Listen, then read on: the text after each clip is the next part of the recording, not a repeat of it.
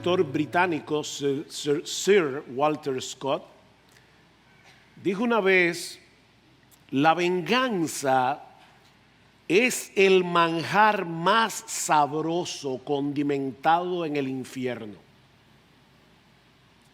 Y Robert Greene, otro escritor, decía que los hombres son más prestos a devolver un agravio que a devolver un favor. Oigan esto, porque la gratitud es una carga, mientras que la venganza es un placer. La gratitud es una carga, la venganza es un placer.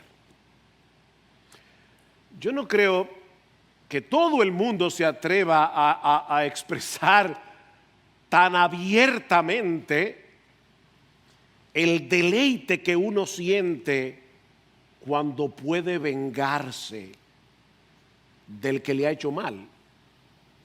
Pero lo cierto es, mis hermanos, que en todos nosotros hay un sentido de justicia que nos mueve a desear intensamente que el mal sea debidamente y proporcionalmente castigado y el bien recompensado.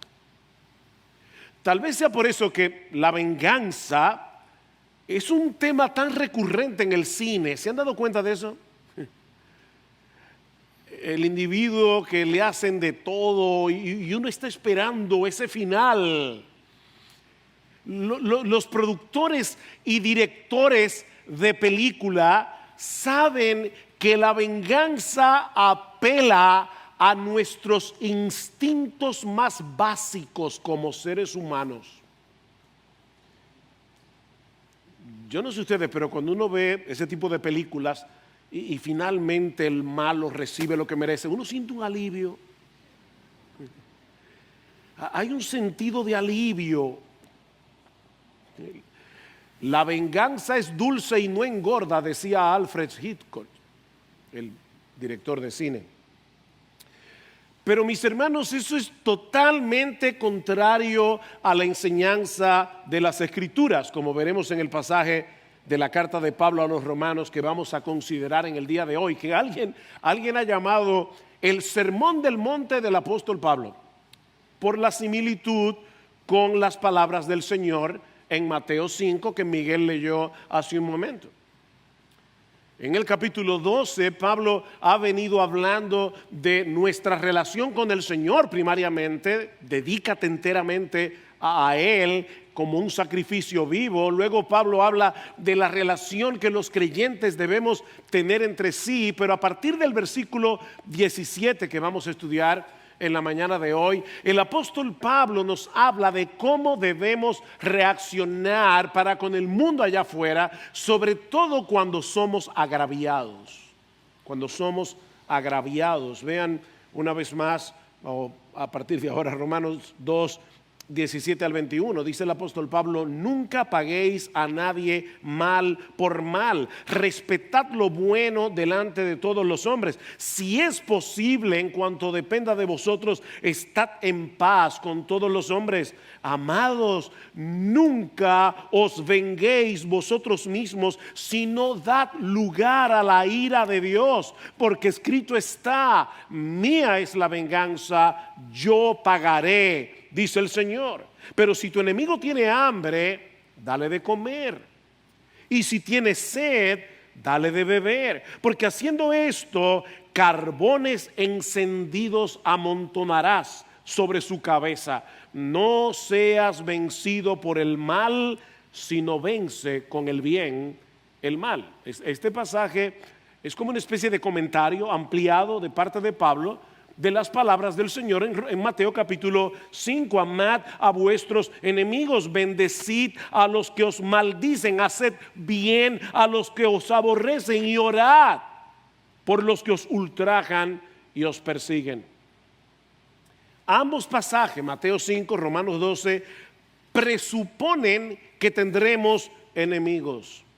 Ambos pasajes presuponen que seremos aborrecidos, que seremos ultrajados de un modo u otro. Mis hermanos, nos van a maldecir, dice el Señor, seremos ultrajados y perseguidos. Y lo mismo vemos en este pasaje de Romanos 12, vean el versículo 14: bendecid a los que os persiguen, bendecid y no maldigáis. Versículo 17: nunca paguéis a nadie mal por mal. Es por eso que Pedro nos dice en su primera carta que no debemos sorprendernos cuando estemos en medio del fuego de la prueba, como si alguna cosa extraña os estuviera aconteciendo. ¿Por qué te extrañas? ¿Por qué te sorprendes? Antes bien, en la medida en que compartís los padecimientos de Cristo, regocijaos, para que también en la revelación de su gloria os regocijéis con gran alegría. Si sois vituperados en el nombre de Cristo, por el nombre de Cristo, dichosos sois, pues el Espíritu de gloria y de Dios reposa sobre vosotros. Esa es una marca de que somos cristianos. El mundo aborrece a Jesús y por esa misma razón aborrece a todos los que se le parecen. Si tú eres un seguidor de Cristo y estás siendo transformado de gloria en gloria en la misma imagen, no puedes esperar otra cosa. La gama de maltrato que recibe un cristiano puede ser muy amplia. Muy amplia, va desde el insulto, el aislamiento, la pérdida de privilegios. Hay hermanos que han perdido su trabajo o que no son promovidos porque son cristianos, porque el jefe no los aguanta porque son cristianos. El maltrato psicológico, pero llega hasta la persecución y el martirio en algunos casos. Mis hermanos, ¿cómo debe reaccionar un cristiano ante tanta hostilidad? ¿Cómo debemos reaccionar? Bueno, yo creo que podemos resumir, englobar todo lo que Pablo dice en Romanos 12, 17 al 21 en dos exhortaciones. Dos exhortaciones. La primera es: nunca debemos devolver mal por mal. Nunca, bajo ninguna circunstancia. Versículo 14: bendecid a los que os persiguen, bendecid y no maldigáis. Versículo 17: nunca paguéis a nadie mal por mal. Versículo 19: amados, nunca os venguéis vosotros mismos. Y llama la atención que esta es la única vez en toda la carta de Romanos en la que Pablo se refiere a sus lectores como amados. La única vez. Es como si Pablo supiera lo difícil de lo que él está diciendo y le está echando un brazo en el hombro. Le dice: amados, no os venguéis vosotros mismos y no dad lugar a la ira de Dios, porque escrito está: mí es la venganza, yo pagaré, dice el Señor. Versículo 21: no seas vencido por el mal, sino vence con el bien el mal. Mis hermanos, esto es completamente contrario a la inclinación natural del corazón humano. Todos nosotros fuimos hechos a la imagen de Dios, ¿no es así? Y Dios es justo, así que en todos nosotros, por ser hechos a la imagen de Dios, hay un sentido de justicia que nos dice que el mal debe ser castigado y el bien debe ser recompensado. El problema es que también somos orgullosos, somos egoístas por naturaleza. Nosotros creemos que somos el centro del universo, de manera que en medio del maltrato, y no importa qué tipo de maltrato sea, lo legítimo, somos creados a la imagen de Dios, se mezcla con nuestro pecado. Y eso genera en nosotros el deseo de devolver mal por mal. En lo profundo de nuestro ser sentimos que ese mal que se ha hecho contra nosotros no debe ser ignorado, no debe ser tomado a la ligera. Pero Pablo nos dice en este pasaje que nunca debemos devolver mal por mal. Bajo ninguna circunstancia debemos tomar la justicia en nuestras manos. Primera Tesalonicenses 5:13. Mirad que ninguno devuelva a otro mal por mal. Otra vez, sino procurad lo bueno los unos para con los otros y para con todos. Ninguno devuelva a otro mal por mal. Y miren, mis hermanos, no hay que ser un teólogo, no hay que saber leer el Nuevo Testamento en griego, en el idioma original que se escribió el Nuevo Testamento para entender estas palabras. Pastor, ¿qué significa nunca? Significa nunca. Nunca debemos devolver mal por mal.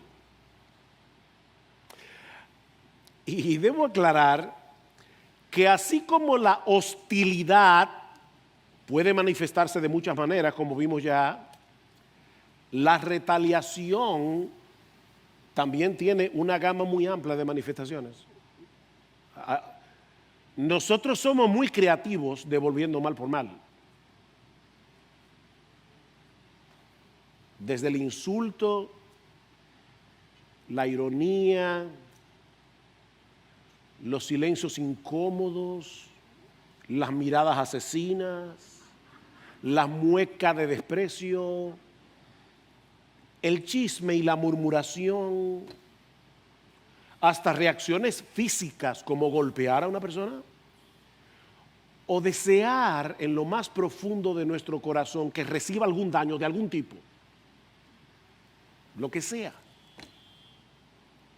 Queremos que la persona se sienta mal por lo que ha hecho y nosotros vamos a buscar la manera. Y mis hermanos, yo debo decir que la razón por la que yo comencé este sermón pidiendo perdón es porque estudiando este pasaje yo pude recordar muchas veces en que yo de una manera sutil quise hacer sentir mal a otro. Yo no quiero que pase desapercibido, no, yo quiero que tú lo sufras. Que tú sepas, que te enteres cómo yo me siento. Pero eso es lo que Dios nos dice en su palabra que no debemos hacer. Nunca paguéis a nadie mal por mal. Amados, nunca os venguéis vosotros mismos. Ahora, eso es fácil de decir. Eso es muy difícil de hacer. ¿Cómo nosotros podemos impedir que nuestro corazón se llene de amargura, de resentimiento, cuando alguien nos maltrata, sobre todo cuando parece que se está saliendo con la suya? ¿Cómo uno lidia con eso? Bueno, en primer lugar, mi hermano, recuerda el Evangelio. Recuerda el Evangelio. Alguien me escribió anoche, me dice, leí el pasaje de Romanos 2, 12, 17 al 21 y no veo cómo se conecta con el Evangelio. Y yo le respondí, ya verás. Ya verás. Recuerda el Evangelio, recuerda las misericordias de Dios para contigo. Ese es el punto de partida de todas las exhortaciones de Pablo, no solamente en Romanos 12, sino en el resto de la carta, Romanos 12:1. Por consiguiente, hermanos, luego de haber explicado en 11 capítulos el Evangelio de Cristo, todo lo que Dios ha hecho por nosotros para rescatarnos de nuestros pecados, para reconciliarnos con Él. Por consiguiente, hermanos, os ruego por las misericordias de Dios que nunca paguen a nadie mal por mal. Recuerda las misericordias de Dios. Mi hermano, nunca existirá un ser humano que peque contra ti más de lo que tú has pecado contra Dios. Nunca. Y Él decidió amarte. Él decidió tener misericordia de ti. Cuando éramos impíos, pecadores y enemigos, dice Romanos 5, 6 al 8. impíos, pecadores y enemigos. Y aún así Dios nos amó. Él decidió amarnos al punto de dar la vida de su Hijo por la nuestra. ¿De verdad hay alguna ofensa que tú no puedes pasar por alto? De verdad, piénsalo bien.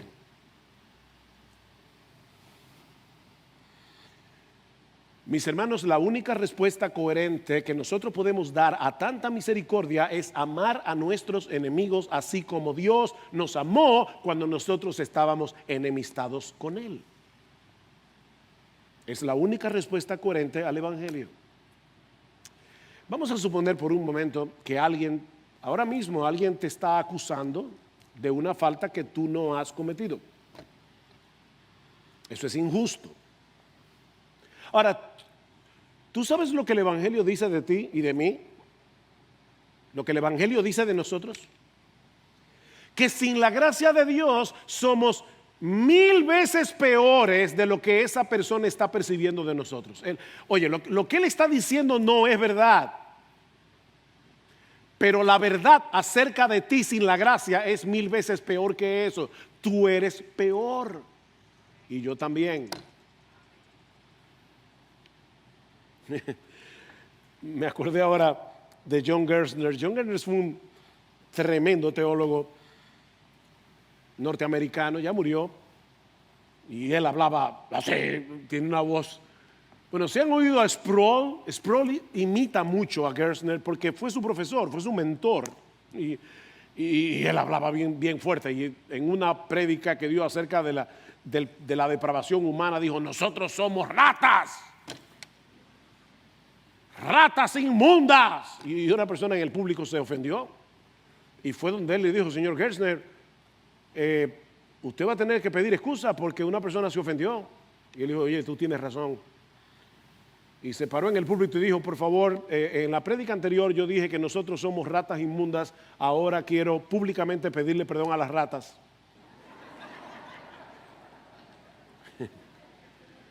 Porque miren, el hombre es más dañino. El hombre en su pecado es más dañino. Alguien te ha tratado mal sin razón alguna. O lo que es todavía peor, y eso sí duele. Hay una persona a la que tú te has dedicado a hacerle mucho bien. Y esa persona a la larga te ha respondido haciéndote mucho mal. ¡Wow! Eso sí duele. Eso es como una daga caliente en el corazón. ¿No es eso lo que nosotros hacemos con Dios cada vez que pecamos? ¿Tú te acuerdas cuando tú eras inconverso? Dios te hacía bien todos los días, haciendo salir su sol, haciendo llover sobre ti, haciendo que tú comieras. Dios te dio muchísimas bendiciones, siendo impío. Y tú le dabas la espalda.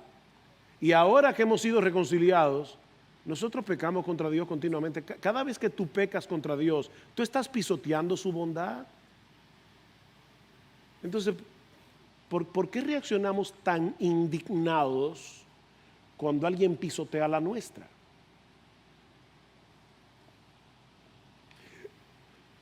Mira, si Dios y los hombres nos dieran lo que realmente nosotros merecemos por lo que sí hacemos mal,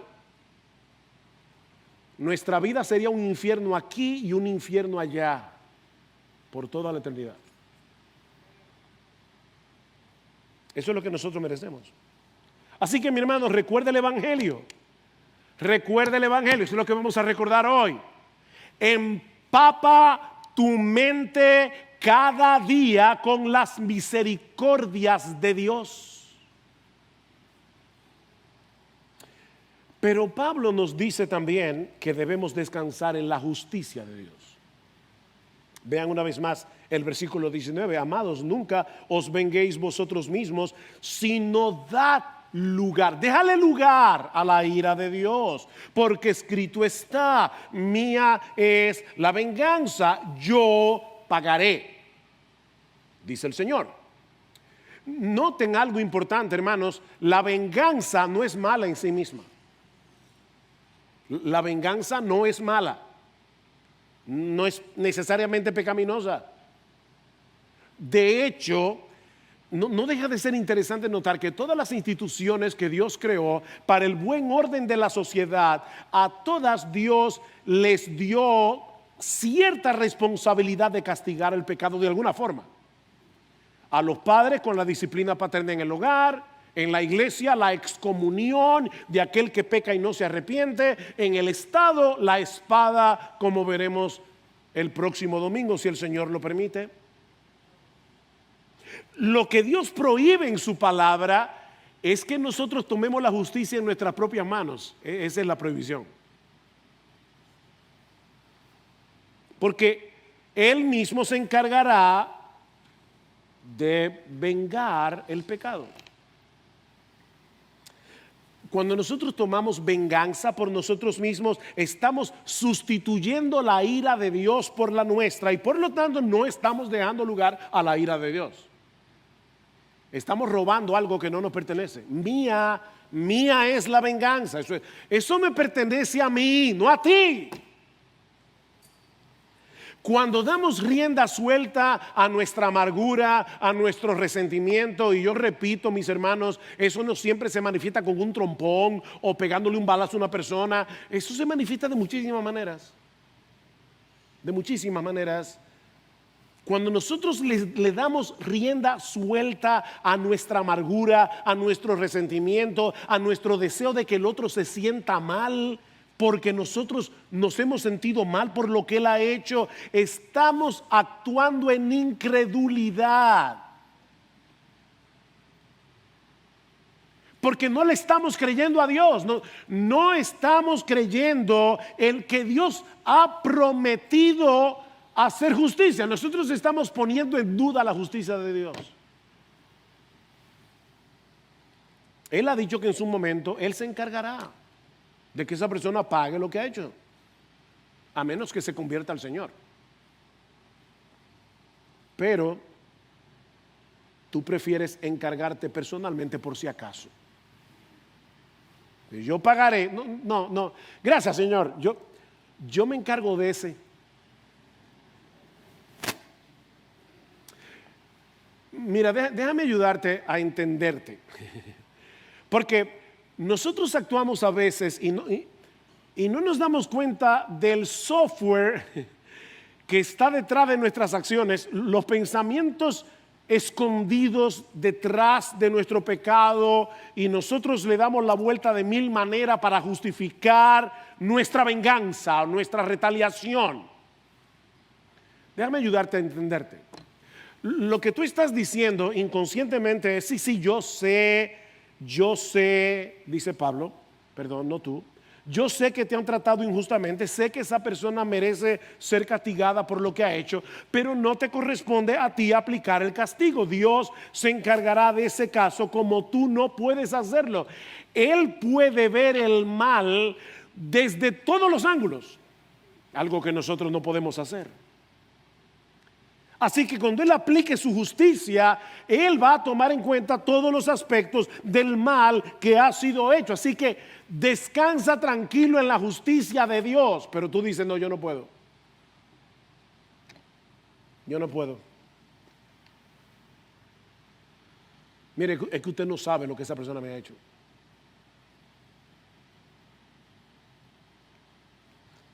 Mira, déjame poner delante de ti la persona del Señor Jesucristo. Porque nunca ha habido nadie, ni lo habrá, que haya sido tratado tan injustamente como nuestro Señor Jesucristo. Él era sin pecado, sin pecado. Y Él dedicó toda su vida activamente a hacer el bien, al punto de dar su vida por pecadores que no lo merecían, en la cruz del Calvario. Si alguien tenía derecho a sentirse amargado, decepcionado, injuriado, todo lo que ustedes pongan ahí, desilusionado, deseoso de tomar venganza, era Jesús. ¿Cómo reaccionó él ante el rechazo y el maltrato? Escuche lo que dice Pedro en su primera carta. Dice, miren a Jesús sin pecado, que cuando lo ultrajaban, no respondía ultrajando, cuando padecía, no amenazaba, sino que se encomendaba a aquel que juzga con justicia. Lo que Pablo está diciendo en Romanos es, imiten a Jesús en eso. Y esta semana, mientras preparaba este mensaje, cuando leí esas tres palabras, cuando lo ultrajaban, yo decía, wow, cuánto está encerrado en esas tres palabras. Cuando lo ultrajaban, el Hijo de Dios encarnado, el Rey de gloria, fue ultrajado. Dice en Marcos 15, le vistieron de púrpura y después de tejer una corona de espinas, se la pusieron y comenzaron a vitorearle, salve, Rey de los judíos, y le golpeaban la cabeza con una caña y lo escupían. Dice en Isaías que él no quitó su rostro de esputos, o sea, él puso su cara para llevar tu vergüenza y la mía, y la saliva le corría por la cara al Rey de gloria, y poniéndose de rodillas le hacían reverencia, y después de haberse burlado de él, le quitaron la púrpura, le pusieron sus ropas y le sacaron para crucificarle. Wow.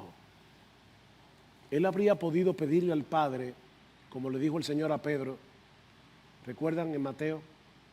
Él podía pedirle al Padre 12 legiones de ángeles que vinieran en su auxilio, pero no lo hizo. No lo hizo por amor a ti y a mí, y no lo hizo porque él descansaba confiado en la justicia de su Padre. Por eso tranquilamente, en medio de la burla, en medio del dolor, Cristo podía decir, Padre, perdónalos, ellos no saben lo que hacen. Y muy probablemente muchos de los que se convirtieron en el día de Pentecostés fue en respuesta a esa oración de Jesús.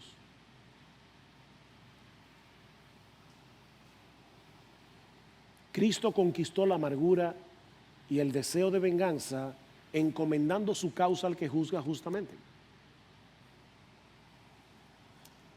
Pero alguien puede decir, oye, pastor, eso era Cristo. No, escucha lo que Pedro dice inmediatamente antes de ese texto. Porque para este propósito habéis sido llamados, pues también Cristo sufrió por vosotros, dejándoos ejemplo para que sigáis sus pisadas. Y ahí es que dice cuando lo ultrajaban, etc. Él nos dejó ejemplo. Cristo modeló para nosotros cómo deberíamos reaccionar ante el maltrato, para que nunca le paguemos a nadie mal por mal, sino que descansemos tranquilos en la justicia de Dios. Recuerda, mi hermano, que el Espíritu Santo nos está transformando de gloria en gloria mientras nosotros contemplamos la gloria de Jesús en su palabra. Eso es parte, esa es la esencia de la transformación de nuestro entendimiento, de la que habla Pablo en Romanos 12:2. Y no os adaptéis a este mundo, sino transformaos mediante la renovación de vuestra mente, para que seamos como Jesús. Devolver mal por mal es adaptarnos a este mundo, es dejarnos modelar por el mundo. Ustedes recuerdan las palabras de Lamec en Génesis, cuando él le dice a sus esposas Ada y Sila, he dado muerte a un hombre por haberme herido, y a un muchacho, la palabra hebrea es joven, a un joven por haberme pegado. Si 7 veces es vengado Caín, entonces Lamec lo será 70 veces 7. ¿Habrá tenido Jesús en su mente esas palabras de Lamec cuando Pedro le pregunta: Señor, ¿cuántas veces perdonaré a mi hermano que peque contra mí? Hasta 7. Jesús le dijo: no te digo hasta 7, sino aún hasta 70 veces 7. Los hijos de Caín tienen una forma de reaccionar que es completamente contraria a la de los seguidores de Jesús. Y ahora yo te pregunto: ¿de quién tú eres hijo? ¿De quién tú eres descendiente? ¿De Caín, que se quiere vengar 70 veces 7? ¿O de Jesús, que nos manda a perdonar 70 veces 7?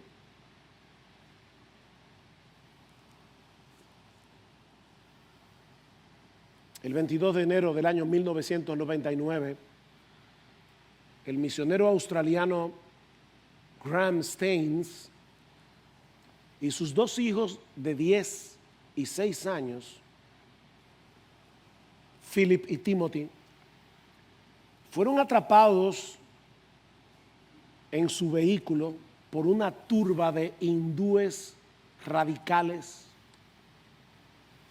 Y yo no voy a contar los detalles, pero fueron asesinados cruelmente. Graham Staines había dedicado 34 años de su vida para servirle a la gente de la India. Y los últimos 15 había dirigido un leprosario en la ciudad de Baripada, en el estado de Orissa, en la India. Pocos días después del martirio de su esposo y de sus 2 hijos, entrevistaron a su esposa Gladys, porque ese evento fue tan chocante que recientemente incluso se filmó una película sobre esa historia. Y estas fueron sus palabras: solo tengo un mensaje para la gente de la India. No estoy amargada, no estoy enojada. Más bien tengo un gran deseo que cada ciudadano de este país establezca una relación personal con Jesucristo. Todos pensaron que después de ese incidente Gladys regresaría a Australia junto a su hija Esther, la única que le quedaba, de 13 años de edad. Pero ella estaba convencida de que Dios los había llamado a servirle en la India. Y cuando le preguntaron si regresaba a Australia, le dijo: no, mi esposo y nuestros hijos han sacrificado sus vidas por esta nación. La India es mi hogar. Espero estar aquí y continuar sirviendo a los necesitados. Y así lo hizo, a tal punto que en el 2005 fue condecorada por el gobierno indio por su servicio a la India por tantos años. Ahora, lo que más me sorprendió de esta historia fue la respuesta de su hija Esther, de 13 años, cuando le preguntaron: ¿cómo tú te sientes con respecto a la muerte de tu papá, al asesinato de tu papá? ¿Saben lo que respondió esa joven? Alabo al Señor porque encontró a mi padre digno de morir por él.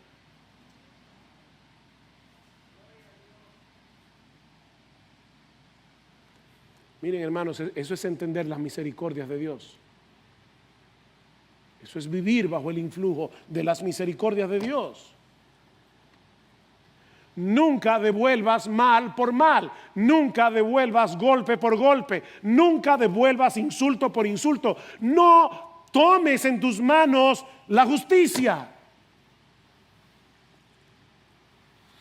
¿Te parece duro? Bueno, déjame decirte que Pablo no ha terminado, porque eso no es suficiente, no para un cristiano. Si somos coherentes con el Evangelio, debemos ir más lejos y ser proactivos en hacerle bien al que nos hace mal. Versículo 14. Bendecid a los que os persiguen. Bendecid y no maldigáis. Versículo 17. Nunca paguéis a nadie mal por mal. Respetad, la palabra ahí es procuren, persigan lo bueno a los ojos de todos los hombres. Eso es lo que dice el texto literalmente. Procuren lo bueno a los ojos de todos los hombres, aún de aquellos que les hacen mal. Y recuerden que lo bueno está enmarcado en la santa y perfecta voluntad de Dios, dice Pablo en Romanos 12:2. O sea, procuren la voluntad de Dios para el que te hace mal. Versículo 18. Si es posible, en cuanto dependa de vosotros, estad en paz con todos los hombres. Versículo 20. Pero si tu enemigo tiene hambre, ¡ja! Eso es lo que yo quería, que se muera. No, dale de comer. Si tuviere sed, dale de beber, porque haciendo esto, carbones encendidos amontonarás sobre su cabeza. Esto sí que es contraintuitivo. Mis hermanos, lo que Pablo nos está diciendo aquí es totalmente contrario a la inclinación natural del corazón humano. Pero ¿saben qué? La vida cristiana es sobrenatural. Porque nosotros hemos nacido de nuevo al haber sido regenerados por el Espíritu Santo, como predicó Salvador recientemente en Juan capítulo 3. Y el Espíritu de Dios no solamente nos regenera, sino que viene a morar en nosotros para trabajar desde dentro, dándonos los recursos de su gracia para que nosotros podamos reaccionar como Jesús. Así que en vez de pagar mal por mal, debemos ser intencionales en hacerle bien al que nos maltrata. Comenzando por el hecho de orar por él para que se convierta y sea perdonado. Porque mira, a final de cuentas, el pecado que esa persona ha cometido contra ti, primariamente ha sido contra Dios, no contra ti. Entonces, órale a Dios que tenga misericordia de esa persona. Yo me acuerdo hace unos años, estaba hablando con unos cubanos que habían salido de Cuba y ustedes saben, hermanos, que nosotros hemos ido a Cuba un montón de veces. Yo entiendo la situación que se vive en Cuba, pero hablando con estos hermanos, Fidel Castro todavía estaba vivo y yo me acuerdo que a mí se me ocurrió la brillante idea de decirle, bueno, pero debemos orar a ver si el Señor tiene misericordia y Fidel Castro se convierte. ¡No!, me dijeron. O sea, y encima de eso lo vamos a tener en el cielo. Sí. Óyeme, fue una reacción que le salió del alma. No, que se convierta, no.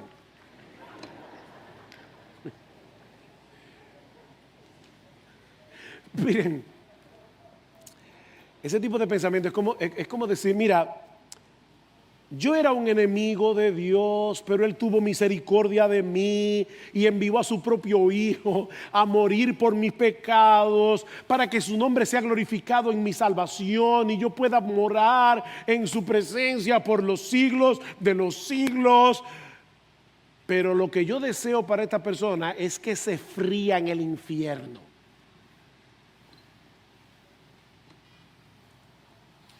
Emma, mira, yo creo que ni el infierno es suficiente para lo que esa persona me ha hecho. Así que si fuera por mí, lo escupiría en la cara, le daría un trompón o desearía que otro se lo diera.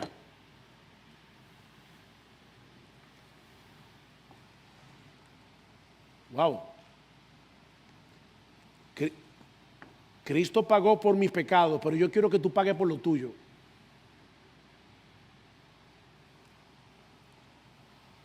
Por supuesto, yo sé que Difícilmente una persona que profesa la fe lo va a decir con esas palabras.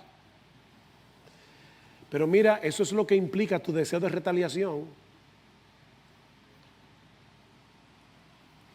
Cristo murió en la cruz por pecadores como tú y como yo. Eso es lo que nosotros hemos venido a recordar en el día de hoy al celebrar la cena del Señor.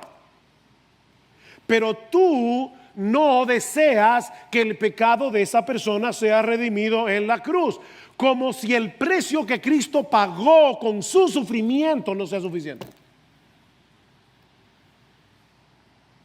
No, yo quiero añadirle al sufrimiento de Cristo que esa persona también sufra por lo que me ha hecho. O sea que el sufrimiento de Jesús no es suficiente para ti.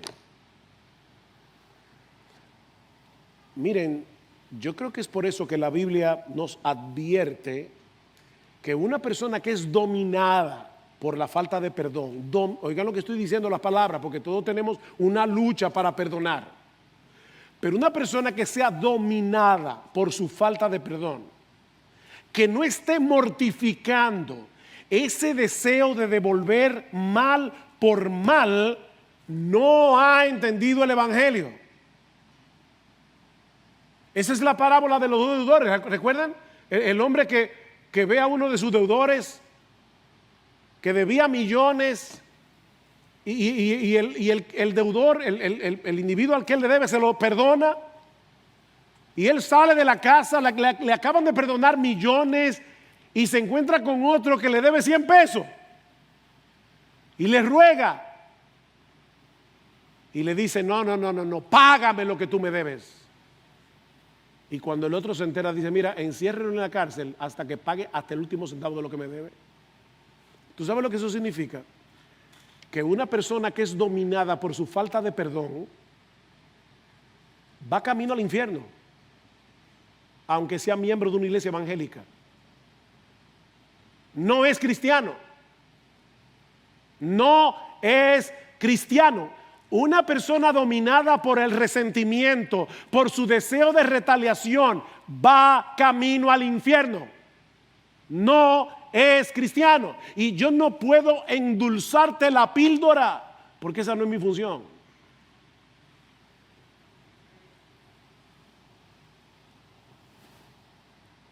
Nuestra tendencia es evitar al que nos hace mal, ¿verdad? Sin embargo, Pablo dice, procura hacer el bien. ¿Y eso qué significa en la práctica? Bueno, en primer lugar, trata de no agravar innecesariamente el conflicto y si depende de ti, busca la reconciliación. No lo evites, busca la reconciliación. Versículo 18, si es posible. En cuanto dependa de vosotros, estad en paz con todos los hombres. Dios tomó la iniciativa. Bueno, ahora nos toca a nosotros ser imitadores de Dios, que hace salir su sol sobre malos y buenos y que hace llover sobre justos e injustos. Así que si tu enemigo tiene hambre, dale de comer, dale de comer. Y si tienes sed, dale de beber. Porque haciendo eso, carbones encendidos amontonarás sobre su cabeza. Bueno, eso es lo que yo quiero. No, espérate. Esos carbones encendidos en el contexto del pasaje parecen tener el propósito de sanar, no de dañar. De sanar. Pablo parece estar expresando aquí, por el contexto, repito, que tal vez al servir a tu enemigo, él sienta vergüenza de su mala conducta y puede ser que venga el arrepentimiento. Who knows? ¿Quién sabe? Así que mis hermanos, esa es la metodología de Dios para vencer el mal. ¿Cuál? Hacer bien. Versículo 21. No seas vencido por el mal, sino vence con el bien el mal. Y la palabra que se traduce aquí como vencer es un término militar que significa dominar. Lo que Pablo nos está diciendo aquí es que tan pronto tú decides hacerle daño al que te ha hecho mal, ya tú perdiste la batalla contra el mal. No seas vencido. No te dejes dominar. Pero si decidimos hacerle bien al que nos hace mal, nuestra bondad se convierte en una especie de dique de contención para que el mal no se siga propagando. Vence con el bien el mal. El mal es vencido cuando el agraviado decide apagar ese fuego de maldad haciéndole bien al que le ha hecho mal.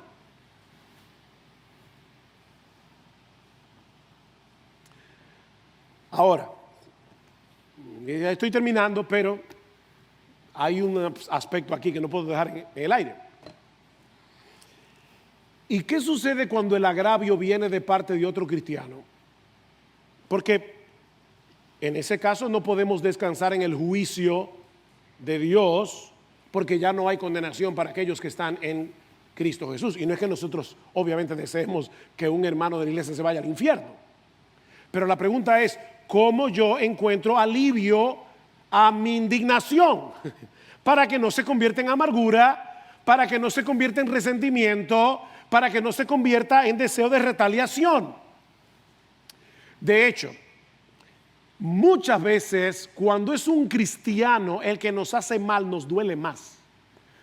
O que tú crees que te ha hecho mal, porque muchas veces nosotros malinterpretamos el bien que otros nos hacen. Yo no sé cuánta gente en la iglesia a veces se siente que lo han herido porque lo han amonestado. Entonces, en ese caso, tú crees que te hicieron mal cuando en realidad te están haciendo un bien, pero a ti no te gusta el bien que te están haciendo. Ese es el problema. Y tú te sientes agraviado. Y te duele más porque tú dices, yo lo hubiera esperado de alguien de afuera, pero no de adentro. ¿Cómo yo lidio con eso?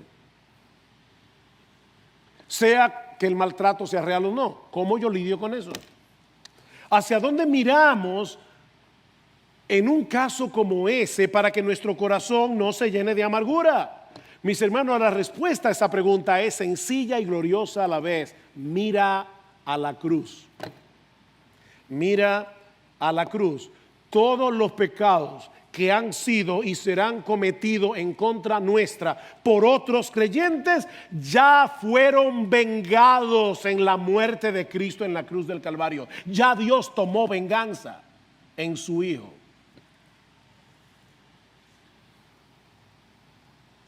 Nunca podríamos hacer que un hermano en la fe sufra por algo que nos ha hecho más de lo que Cristo sufrió en la cruz por ese pecado que el hermano cometió contra mí.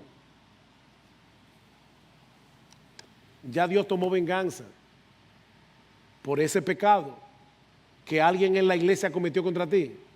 Ya Dios derramó su ira en su Hijo por ese pecado. Ya quédate tranquilo. Claro, yo no estoy hablando aquí de reconciliación y que todo el proceso de Mateo 18. Yo estoy hablando de la indignación de tu corazón. Quédate tranquilo, ya Dios castigó a su Hijo. ¿O tú quieres más? Otra vez, ¿o es que la muerte de Cristo no es suficiente?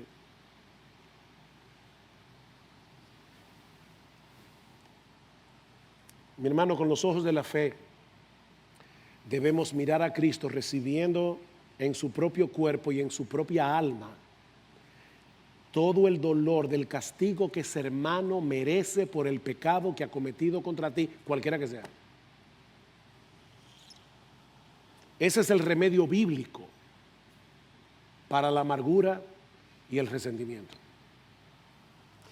Así que, mis hermanos, el cristiano no tiene opción.